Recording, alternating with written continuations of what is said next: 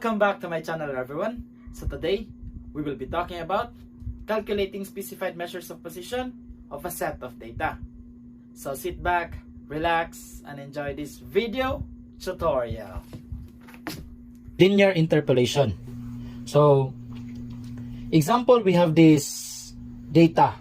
There are 10 students with scores 35, 42, 40, 28, 15, 23, 33, 20, 18, and 28. So the first thing that we should do there to solve first quartile, third decile, and 78th percentile is we should arrange the data. So the first number or the least number is 15. Next is 18. This one. Next is 20. Followed by 23. Followed by 28. There are two 28s. So write them. Next, followed by 33. 35. 40. And lastly, we have 42. Count them. If there are 10 data, 1, 2, 3, 4, 5, 6, 7, 8, 9, 10. Okay, good. Next, now let us solve for the positions of the following unknowns. So, to solve for the position of first quartile, we will use the formula k over 4 and plus 1. While for decile, we will use k over 10 times n plus 1. For percentile, we will have k over 100 times n plus 1.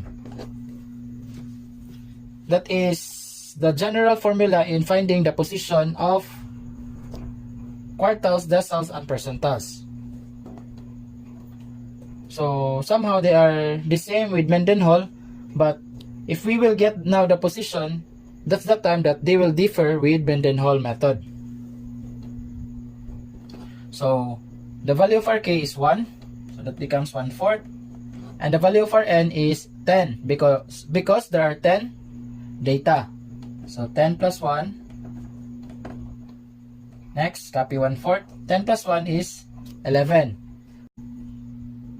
1 times 11 is 11 divided by 4 is equal to 2.75. Now, this is the part where linear interpolation occurs. So from 2.75, because we have a decimal part, then we can proceed to linear interpolation. But if there's no decimal part, then we will not proceed to linear interpolation. Because we have a decimal part, then we can proceed to the steps of interpolation. First step is subtract the two numbers where we can find 2.75. So we have second and third. So the second and third numbers are 18 and 20. Again, where did we get second and third? Because 2.75 is found between second and third. So 20 minus 18, that's the first step. 20 minus 18 is equal to 2. Next, second step, we should multiply the result to the decimal part. So the result is 2. The result of step 1 is 2. Now multiply 2 with the decimal part of our position. We have 0.75. So multiply that one with 0.75. 2 times 0.75 is equal to 1.5. Next, for the third step, add the result in step 2 to the second or the smaller number. So 1.5 will be added to, again, the result in step 2, which is 1.5, will be added to the smaller number. where can we find the smaller number? From the two numbers that we have subtracted. So which of the following is smaller? Is it 18 or 20? It is 18. So 18 plus 1.5. So we have 18 plus 1.5 is equal to 19.5. And that is the value of our Q sub 1. So Q sub 1 is equal to 19.5. Next, we have the third decile. So let us solve this one. The value of our K becomes 3, so that is 3 over 10. And N becomes 10, then don't forget plus 1. Next, again 3 over 10. 10 plus 1 is 11. 3 times 11 is 33. 33 divided by 10 is 3.3. Now 3.3 is found between two numbers. That is found between the third and the fourth place. Again, that's fourth place. So let's locate which is the third number and the fourth number. The third number is 20 and the fourth number is 23. Again, where did we get third and fourth?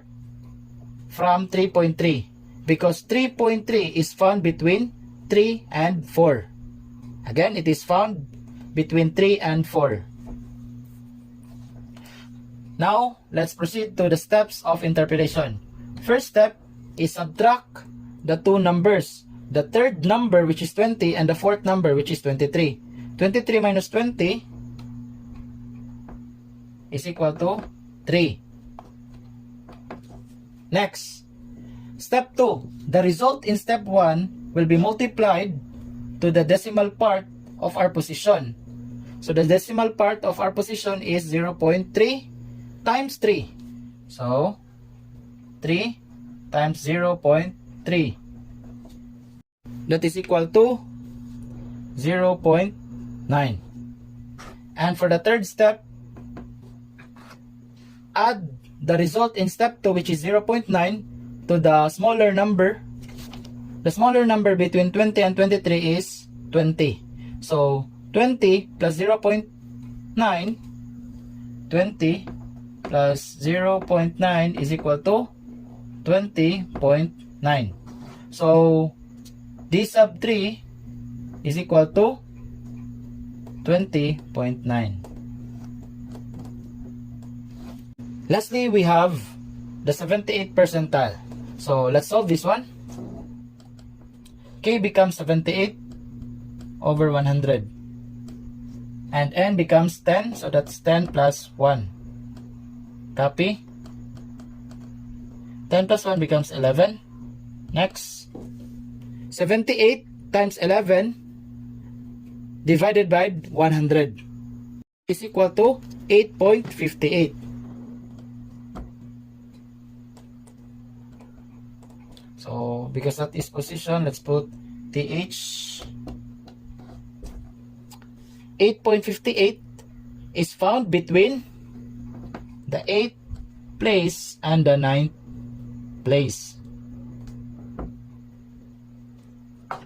So, let's locate the 8th and the 9th place in our arranged data. So, the 8th place is 1st, 2nd, 3rd, 4th, 5th, 6th, 7th, 8th. That is 35. And the 9th place is 40. So, for step 1, subtract 40 and 35. 40 minus 35, that is equal to 5. Next. Second step, multiply the result in step 1 with the decimal part of our position. So, 5 times 0.58. 5 times 0.58 is equal to 2.9.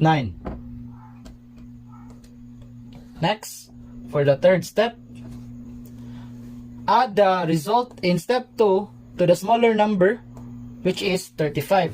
So 2.9 plus 35, or 35 plus 2.9. That is equal to 37.9. And for the final answer, 78 percentile is equal to 37.9.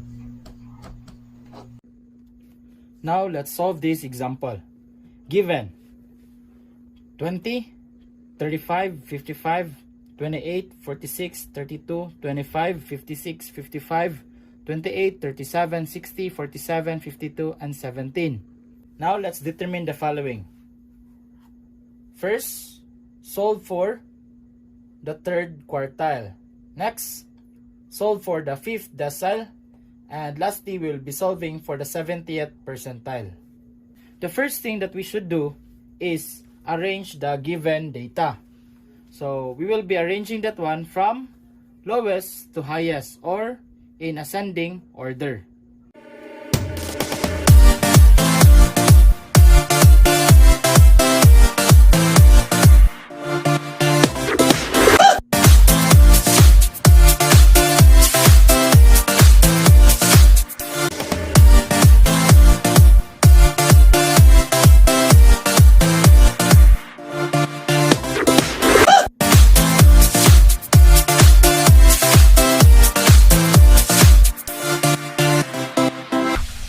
Once we're done arranging our given data, then we can proceed in solving the following unknowns. First, let's solve for the third quartile. In solving the quartiles, we will be having this formula.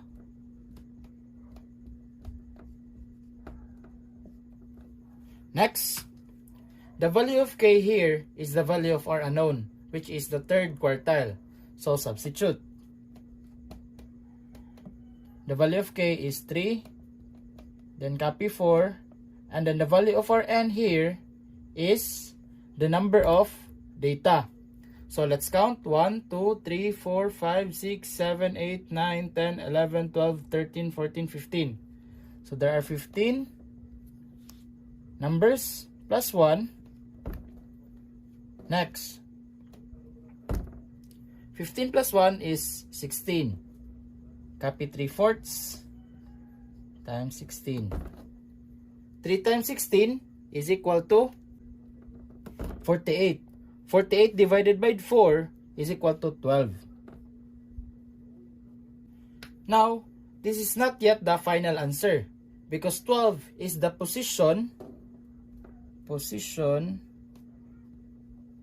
of our third quartile. So once we say position, it means 12 has this th here. So the 12 data. So the 12 data is 1st, 2nd, 3rd, 4th, 5th, 6th, 7th, 8th, 9th, 10th, 11th, 12th. And the 12 data is 55.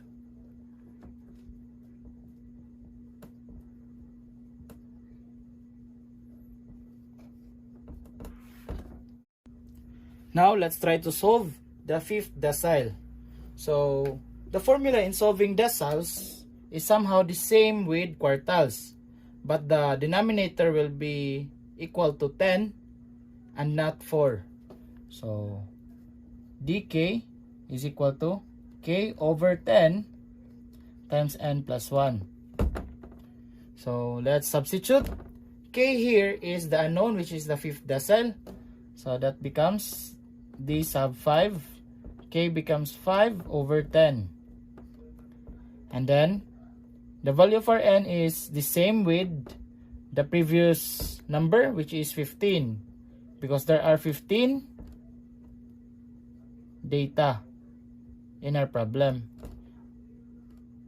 Next, 15 plus 1 is 16. 5 over 10, and then 16.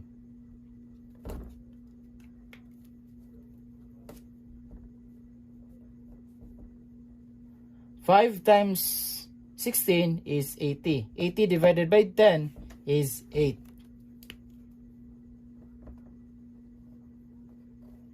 And still, 8 is not the final answer because 8 is the position of the 5th decile. We're still solving for the position of our decile, and it is found at the 8th place. And the 8th number or 8th data is 1st, 2nd, 3rd, 4th, 5th, 6th, 7th, 8th. And the 8th data is 37. Now, let's proceed to the third one, which is the 70th percentile. In solving percentiles, we will have the same formula, but the denominator for percentile will be equal to 100. For percentile, it is equal to 100, while for decile, it is equal to 10. While for quartiles, that will be equal to 4. Next, write the following formula and substitute. K will be equal to 70.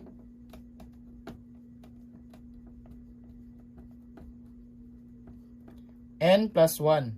The value for n is still 15 plus 1. Copy 70 over 100. And 15 plus 1 is 16. 70 times 16 is 1,120. Divided by 100, that will be equal to 11.2. And 11.2 is not yet the final answer because we have solved the position.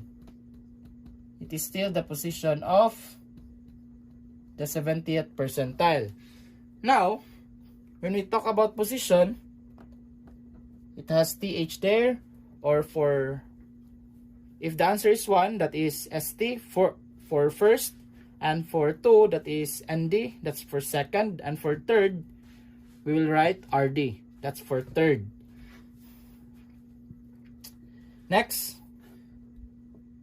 if we have a decimal position, then we can proceed to the two methods that I have explained in the first week.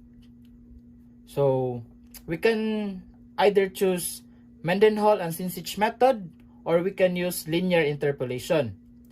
For this example and for uniformity of my students, we will just use linear interpolation. If we have a position or an answer that is a decimal, again, we will use linear interpolation for further solving of the position.